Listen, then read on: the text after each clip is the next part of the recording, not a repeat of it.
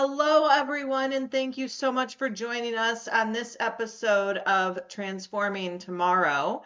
In order to kick off today's session, I want to do a formal land acknowledgement. Remember, this is a statement that recognizes the Indigenous peoples as the original stewards of the land.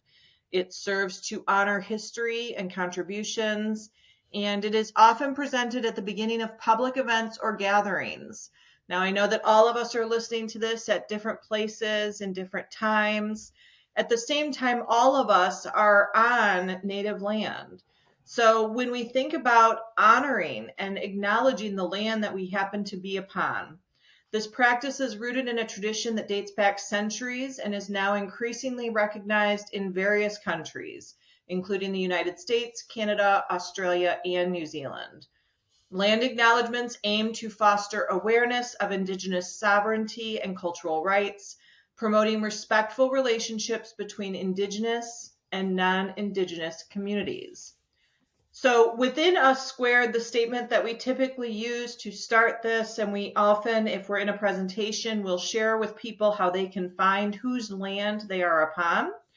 For today's podcast, I'm going to simply open up with we gratefully acknowledge the Native peoples on whose ancestral homelands we gather, as well as the diverse and vibrant Native communities who make their home here today. I am so honored to have us join today for this episode of Transforming Tomorrow with Xahej Bajipura. Xahej, thank you so much for joining us today, my friend. And I would love to just throw it to you to share a little bit. I'd love to start with your name. Can you share a little bit about your name, of where Xahej Bajipura came in? Sure. So I want to thank you so much, Megan, for all that you provided. First of all, for inviting me to this podcast, but also through the training that you had scholarship me for, I actually had the courage to also be being more of my true self and authentically come out, or as I say, go in to the people who are the closest to me. And I wouldn't be here without you. So thank you so much. And before I go to that story, I also want to honor the original stewards of the land that I'm on, which is the Ramaytush Ohlone people. And their land is now colonized and was stolen and is now known as San Francisco. And this is also my birthplace. So thank you so much. And I also want to acknowledge the labor and resilience of Americans of African ancestry, as well as immigrant backgrounds who have made this nation so kaleidoscopically beautiful and diverse, and what we now call as the United States of America. So to go towards, to answer your question about the name, is that this is like my third or fourth name, actually. Sorry, I like spit. This is my third or fourth name. This is not my given name. It's a name that I chose. I never felt connected to my legal name. So for those who don't know, the last name that in your family is actually part of the caste system. And so it identifies you within your family, sometimes where you live, but it has also been used as a tool of oppression. So by your last name, you may not be able to marry outside your caste. You may not be able to have certain occupations, move up the social mobile ladder. And because of that, people have also been raped, lynching. There's higher rates of all of this within those communities. There's not even access to clean water. People's shadows cannot even touch another person of a higher caste.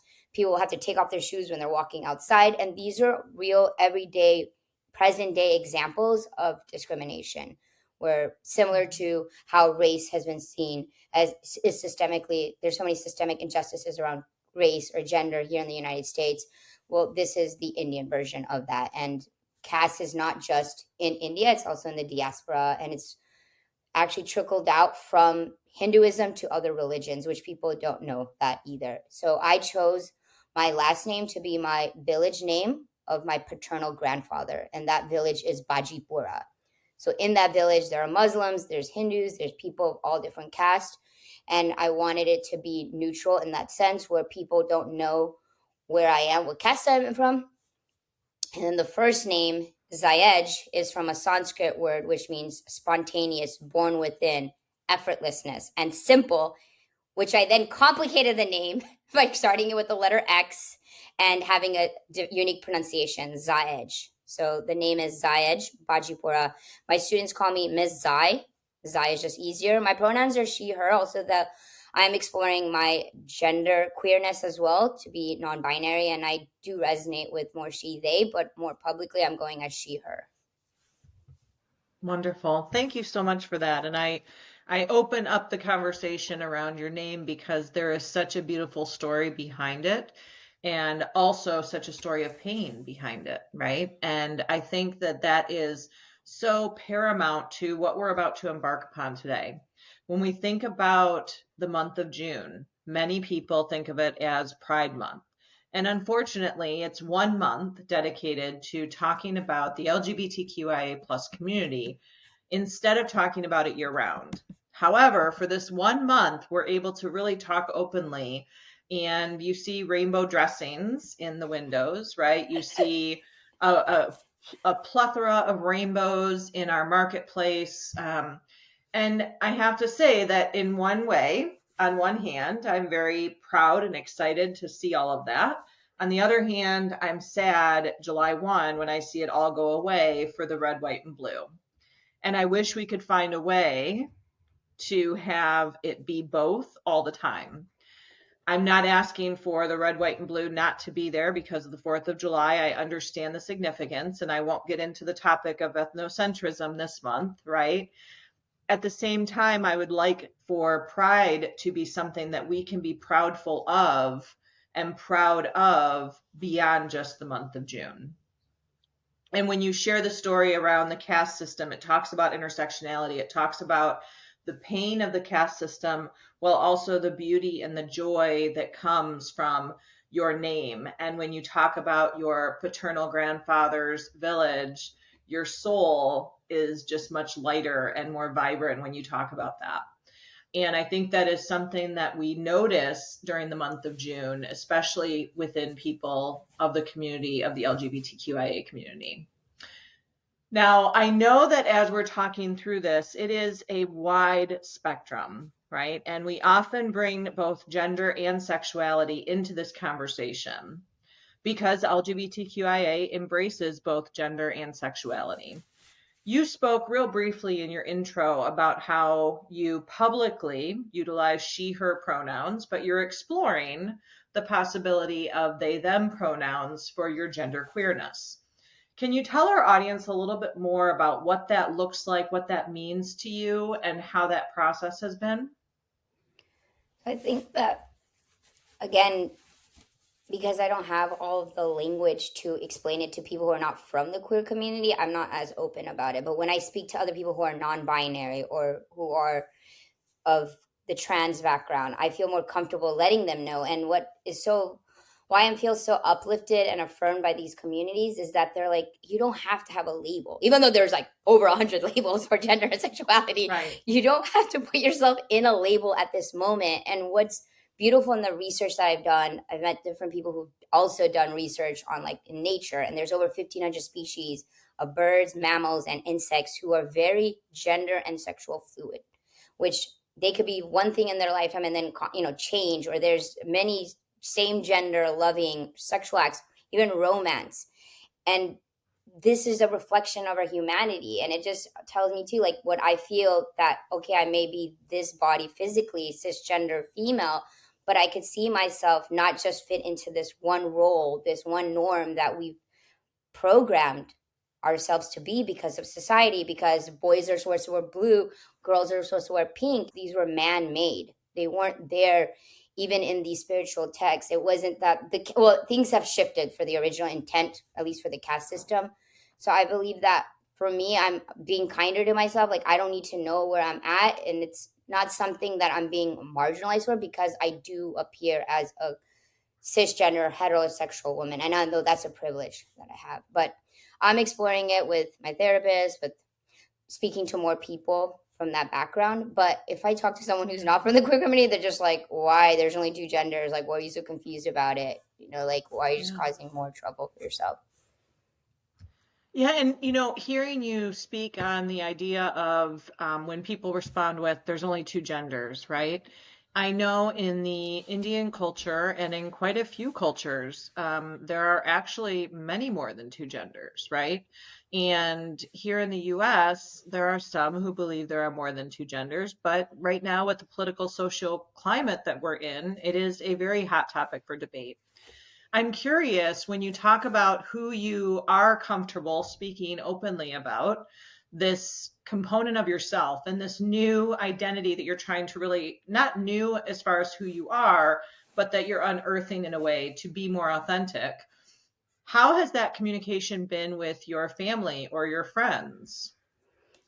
So I'm not speaking so much about the gender right now because I'm trying to take things bite size right now. Is just being queer is what I'm being more open about because it's something that I always felt when I was asked. So within the Indian culture, to give you some context, at a very young age, we're groomed for marriage. Like everything about ourselves is about marriage. Oh, who you're going to marry. Oh, you have to change this about yourself in order to get married. I remember I fasted an odd number of years, eating only random items of food because I had to find a good husband. But the boys didn't have to do anything related to that. So there's this mentality that we always have to change ourselves for our husband, for our in-laws, the way we dress, our all of our movements. Basically, there's not a lot of choice or autonomy in our life, like whether what we choose for a career, whether we can even go to education, pursue education, who we can marry, when we can marry, whether we want children or not have children, and all of that. And so when I was younger, I was asked, like, I must have been in kindergarten, I'm a mother, who do you want to marry? And I said, my best friend, who just happens to be a girl, but it wasn't about her gender. It was the person I was closest to. It was not about sex. It wasn't about any of those things. It was like, who do I have interest? Who do I get along with? Who am I happy spending time with? And for me, I feel like this is natural. If we're not told, because there's much also research that we are, as human beings, we are very fluid, very polyamorous, right? We see that also in the animal, insect, and bird species, that they are very polyamorous. Even in India, as I'm bringing up some examples, in the temples, there's so much queerness carved from over 1,000 years old. We're talking about third gender in India. They're known as the Idra. They were in the text of Ramayana, and they were so devout. When Lord Ramayan went into exile for 12 years, they stood there because he said all the men and women go back to the village, and they stayed there. And then he came back and he's like, well, why are you all still here? He said, you told all the men and women to leave. You didn't tell us to go. And because of their loyalty, they've been seen as very blessed souls. And that's why they also bless weddings, new babies. But of course, there's also stigmatization. And a lot of that came with British colonization. And that is when people were being repressed, criminalized. And it affects us today too, where gay marriage is not legal in India. So a lot of homosexuality was being banned. But to go back to the original question, it's been a process, and I was actually very surprised that it was very anticlimactic when I did share all this information with my family. Not that anyone, I believe, really suspected or said anything, but I think because being born and brought up in San Francisco, there's more exposure to people who are living their life that might not fit the norm of what might be in the Midwest or in a small rural town in the middle of where people are not exposed to diversity on a daily basis. I am interacting with people from all over the globe, religion, color, race, gender, sexuality, ability, the list, caste, all of these. This is just my everyday life, just crossing the road, going to my workplace, being an educator, all of what I'm exposed to. And I think that is what makes the difference in how I see the world. That's how my lens has been shaped, is because I see the person that's houseless and I see the trauma they may be going through. If they're picking up something that's addictive, I can see myself in the child who's coming from another culture, trying to fit in from their old family values from another country, and then also what they're seeing around them, because that's my story too, trying to balance these cultures that may have clashing values. The conservatism that my family carried from a village, that same village that I take now to San Francisco. But then how does that fit in? How do I fit in? And I had tried to fit in most of my life. I was wearing only one color instead of the whole rainbow. I was straightening my hair.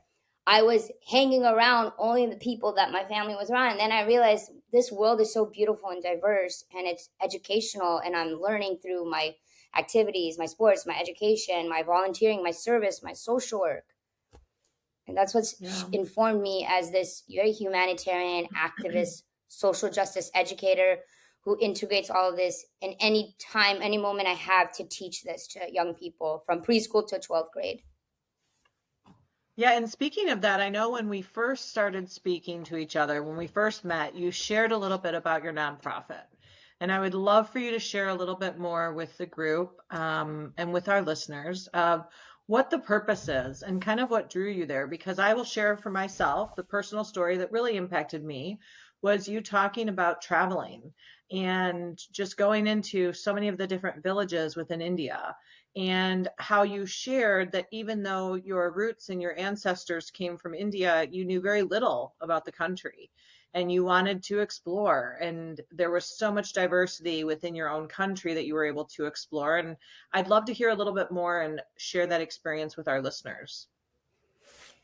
I was born and bred in the land of sourdough bread in San Francisco, but my roots are in Gujarat, India, where Gandhi is most famously known to be from. Now, India has 28 states and then also 8 other union territories.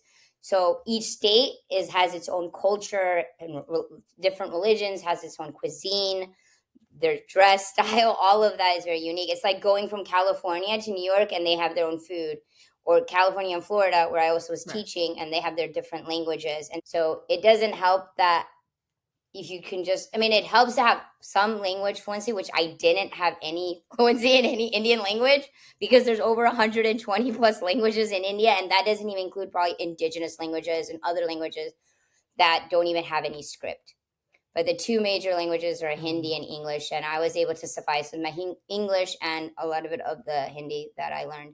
But I basically started Show and Heal because I wanted to break stereotypes of young people and the populations they come from, also having personal lived experiences, being discriminated, called many names, especially after 9/11, being called terrorist, Osama bin Laden, Muslim. And that's like, why are people looking at Islam like it's evil when in reality, that religion is about peace, it's about charity, it's about service, giving back. And to me, those people that I met, they were so devout, praying 5 times a day. And I see my students, they pray during class. So, there's just this commitment they have to living a pure life. And that was not widely distributed and documented in media and news. And it affected to the point where people were being killed. There's hate crimes, there's murders, there's violence. And that's what led me to start the YouTube channel for Show and Heal. And Show and Heal is a play on show and tell, because what you do in school is you share a little bit about your culture, you bring something visible. And for me, because I was using YouTube, which was the main mode of disseminating information for young people, and now everyone is using social media for information, I chose to do it through documentaries. And so I produced and directed documentaries where I interviewed young people from these communities, whether they were Muslim, Sikh, or it's just pronounced Sikh, LGBTQ, African American, Haitian American, different countries in Latin America. And then also, when I was in India for 2 years, I was like Dora the Explorer, going to each state, really just being amazed and soaking in the diversity, the vastness, the beauty of this country that I thought I knew, but I only went to the same places. But to be on a one-way ticket with one suitcase and just having my phone to document the people that I met, sharing their stories, working with the most vulnerable youth, because I had trained in yoga with the Yoga Institute, which is the oldest yoga center in the world. But I knew I wouldn't want to stay in a studio and teach just a physical practice. I wanted to go exchange in culture with communities that people only judged or spoke about negatively. I wanted to see the kids that were on the streets who were working. They're not just begging. They're not that they don't have a choice. Why are they doing this? It's like many of them have alcoholic parents, or there's a disability in their family, or there's not enough money. Because in other schools, what I tell my students is, you're getting free education here, but in other countries, you have to pay for it. And so by going, I wanted to meet young people and see and observe the resilience and document it to show others this is who they are, the humanity. The way that I see the world, I wanted others to see it that way, to see themselves in others. And so one of my quotes is that I like my philosophy in life is, I see myself in others and I see others in myself as if I'm looking in the mirror. There are things that can't be captured with the naked eye, but can be felt with an open heart. And that's what I really felt. Traveling to 15 states and union territories over those 2 years really deepened my faith in the inherent goodness of humanity. They were complete strangers who had really nothing materially in relative to what people here have, but were so giving and offering. They treat guests like God. That literally is a saying in Hindi, treat like guests like a God. Whereas here it's like we treat foreigners or immigrants as if they're waste in a way, right? That they don't offer anything to us. And it's just so much xenophobia here. But when I went to India, I was able to teach yoga more as a social justice, because one of the first principles of yoga is actually nonviolence, ahimsa. And what now even people here, when I teach in the classroom in America, is that's the first thing they want to do, is they want to do the tree pose. They want to do a backward bend, right? Chakrasana. It's like, no, before we do that, let's settle the mind. Let's get connected to this earth. And then also understanding that yoga is more about the mind and mental health and our interconnectedness. And it's about how the nonviolence piece, about how we speak about ourselves and how we speak about others, and not judging anyone based on their skin color, their hair, their religion. Because this is what the American classroom, you can see diversity, but in India, because of the way that is, obviously they're not many people that can move around as much because of the poverty, so they're only seeing people around them. But I do work also a lot about like gender, because in India there is a lot more gender violence, and people are aware of it. They hear it in the news about rape or gang rape or sexual assault, and it's being silenced. And so part of the programming was also for the boys to be aware of what's happening, to have consent, to learn, to teach social skills between the opposite genders, so they can have safe and healthy conversations about what are their interests, where is the family, what can you tell me more about it, like just genuine conversations. So it's not so esoteric. It's not that they're anxious or they don't see that person as their own sister or their aunt or whoever. And that was a lot of fun to see them giggling, and because they'd never done anything like that. The intention was just to have healthy conversations with the opposite gender, and to know, like, to be able to stand up for one another. And that's what the whole point of Show and Heal is Right. that when we see our interconnectedness, see how similar we are, see the love that we want for ourselves and others, then this world can be we can be a more powerful person, and we can create and spread that power in the world. Yeah, it's a lot I shared. I wish if you can give me a little bit more prompts, then I could, because then I'll just go on and on and on. So yeah. No, I love this. And you spoke a little bit about, with Show and Heal, you were documenting what you were experiencing. And speaking around documentaries, you have a really exciting event coming up on June 14th. You have something coming up, and I'll let you tell the audience, but at the International Queer Women of Color Film Festival. So can you tell the audience a little bit more about what's happening there?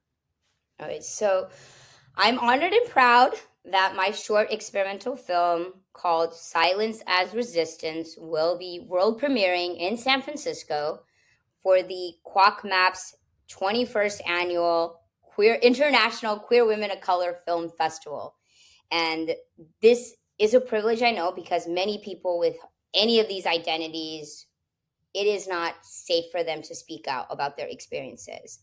And this film is an offering to help break and heal from generational trauma by actually utilizing a tool that's from my ancestry known as silence. And so this is a practice to reclaim the power of silencing, especially a lot of the negativity and judgments that I've faced throughout my life, and to be able to return to our inner voice, to our inner truth, our our essence.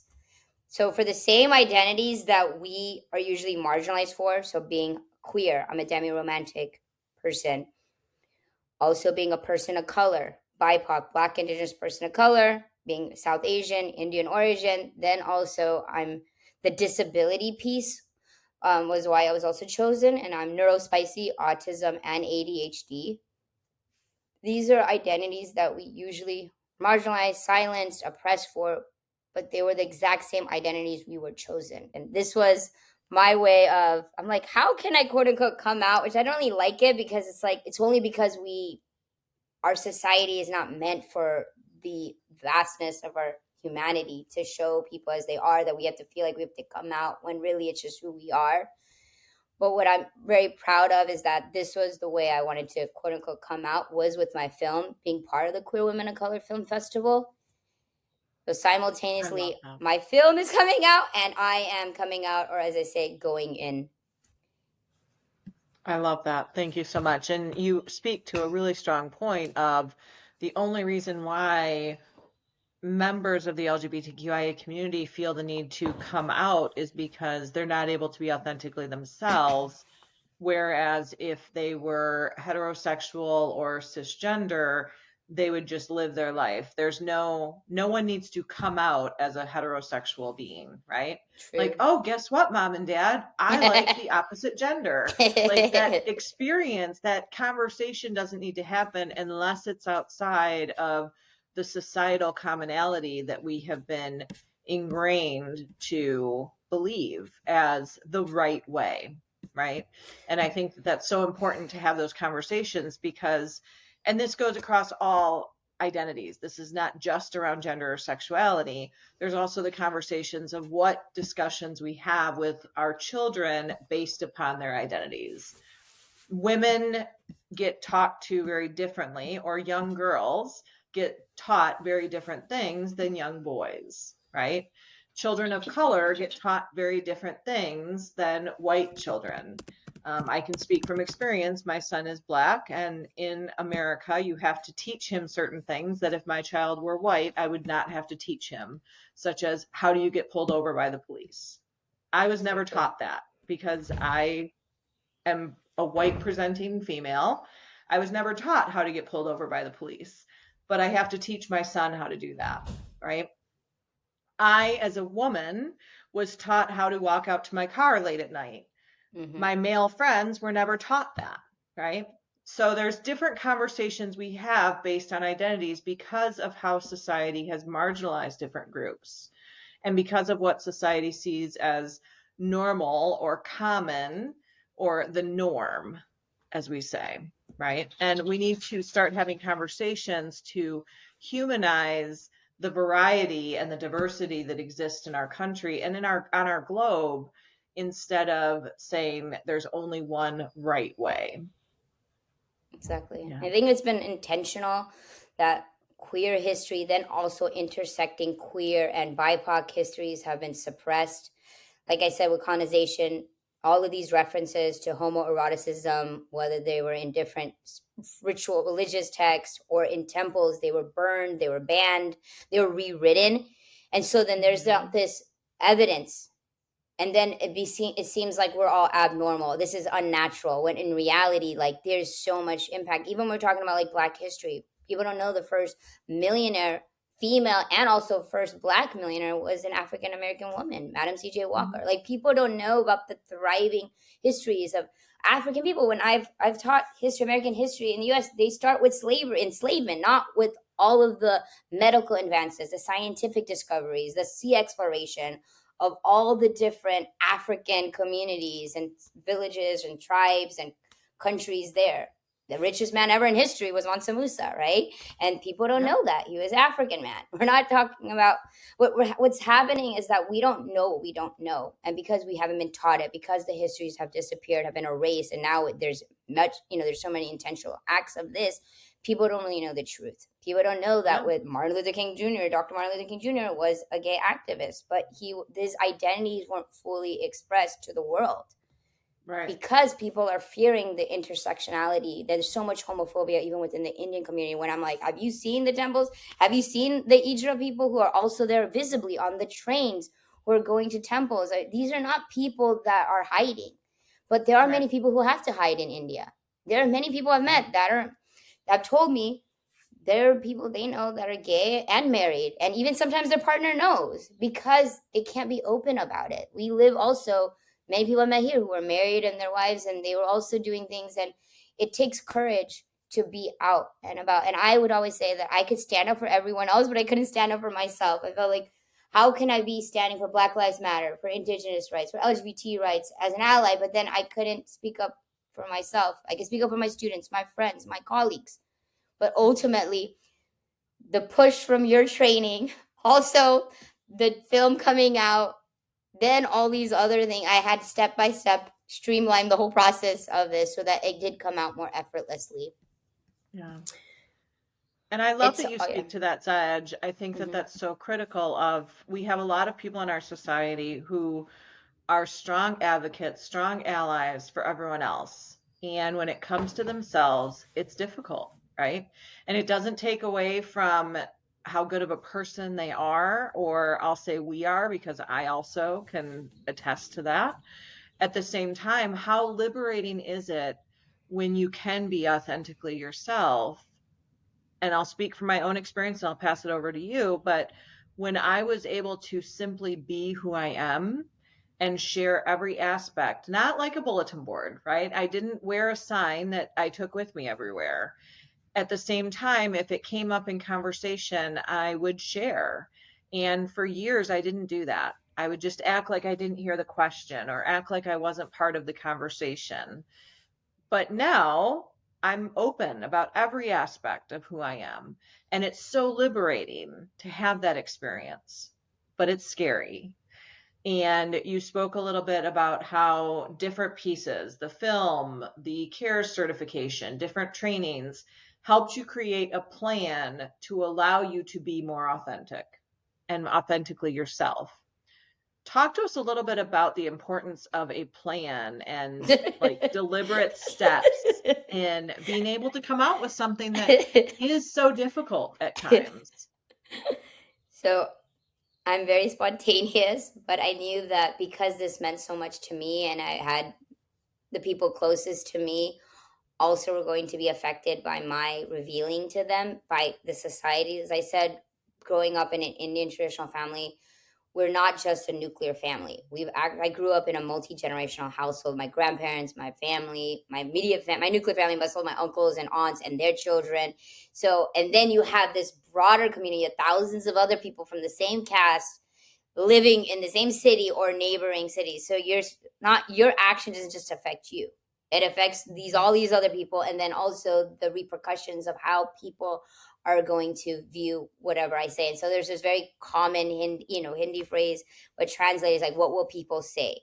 So people are like, "Why do you care about what people say?" I'm like, my whole life I've been like, "What will people say?" It's about what is this community going to think about me. And now that I have the strength through knowing that I've normalized who I am, that if I'm a reflection of where I grew up in San Francisco, the uplifted by community of all these cultures and spiritualities, and then also the roots in India, and knowing that this has all we've always queer people have always existed, that it's just that we've been erased. That helped me. Then also knowing how to speak to family because I'm very emotional. I mean, probably part of a little bit of the ADHD, and also I'm very social justice oriented. So knowing how to bring it back to the facts, bring it not to judge also, because you can even if you don't want to be judged, you also can be judgmental towards other people. So for me, I Right. think that helped trying to narrow what I wanted to share, not to have to share everything, because I have the tendency to feel like my emotions are written on my sleeves, like people can see it. So knowing to say less and let the other person also share their side to try to come with the fact that we can both have our truths, because I know my family grew up in a different generation and a time. And also, there are people that weren't out and probably are not out because they fear the shame. I no Mm. longer carry the shame. I feel like a weight has lifted off of me, because when I woke up, my family knows now something that I felt like I had to hide. Like what I want to, we never thought I could have all these options and opportunities with people outside the same gender, without, the opposite gender. So the plan helped. Then little by little, knowing that I had the deadline of this film is coming out June 14th. Then I'm on this podcast today. And so I wanted to be open about it so I could speak from that experience. And then also going into a strategy of who would be the most accepting in my family. And then from that, slowly go to the more immediate. And everyone was actually very open and accepting and supportive, and they were saying, do what makes you happy, be with whoever makes you happy, whether you want to be married or not, in a partnership or not. but you need to be more organized. So they were focusing more on my ADHD symptoms. So no one's gonna want to live with you if you're not organized. But it's something that I'm working on because I am living a life that I'm not taking medication and so that's why I changed my career. I'm doing guest teaching, so I work in now probably 40, 50 plus schools in some public schools in San Francisco in all these subjects, and I embellish the lesson with my own lived experiences and exchanging that knowledge with my students and their lived experiences and teaching all the things I never had, like being able to show up like this every day, being true to my roots, being true to who I want to be, how I want to see the world, how I want the youth to see themselves. So we're just like reflecting back on each other, and it's been very positive reception with the students at every school that I go to. I love But that. yeah. Now, Zahej, I know I mentioned to you, but this is actually, I couldn't have thought of a different person or a better person to have be our final episode for this season. So we're wrapping up season 1 of Transforming Tomorrow, taking a small break to be able to really get season 2 ready to go and to really make some significant impacts in our community. Is there anything else that you would like to share with our listeners today that maybe I didn't explicitly ask you about, or anything as we wrap up season 1 of Transforming Tomorrow? It's a lot of pressure. No, but I want to say that taking on this opportunity to be on your podcast and then also all of the creative pursuits that I've taken on since this I've been back in the United States has helped me be more of myself. I think speaking up, even though my film is called Silence as Resistance, but speaking up, speaking your truth, it invites others to do the same. Mhm. And what I hope is that people realize that there are choices. I know not everyone has the privilege, depending on where you live, because, for instance, being queer, it could be criminalized. There's a lot of sexuality conversion that's happening. There's a lot of assaults that happen. It is dangerous. We know that there's higher rates of murders that in these communities. But if you have a space that you can move to physically or create your own tribe, there's many online spaces. And I will share resources with you about the queer South Asian history, as well as just other resources related to that. I hope Great. we can know that we're not abnormal, that this is not unnatural, this is not something we have to carry. The shame of our past, the shame of our ancestors does not have to be carried to this future generation. I believe my queerness is a gift from my ancestors, and that is how I'm viewing and living my truth. I really lived in a bubble thinking I didn't have the choices because my family didn't, the women in my family and their backgrounds, their ancestry never had it. So I really believed, even though I was born in San Francisco, one of the freest cities in the world, that I was not going to be free. And I didn't think I would need to come out at all. I love that. Thank you so much, Zahej. Thank you for sharing a little bit of yourself with all of our listeners. Thank you for taking the time to not only be with us today, but also to work on that film. I can't wait to check out some pieces from it. And then also know to all of our listeners that the resources that Zahej mentioned, as well as some sneak peek information about their video, will be coming up. We'll make sure that it's attached to this podcast and also on our social media as we start to release this video and this podcast. So, again, thank you so much. Thank you to everyone. And until next season, signing off. And remember, if not you, then who? And if not now, then when? Go out there. Let's change the world. Let's transform tomorrow and have a wonderful, wonderful day. Thank you. Thank you so much.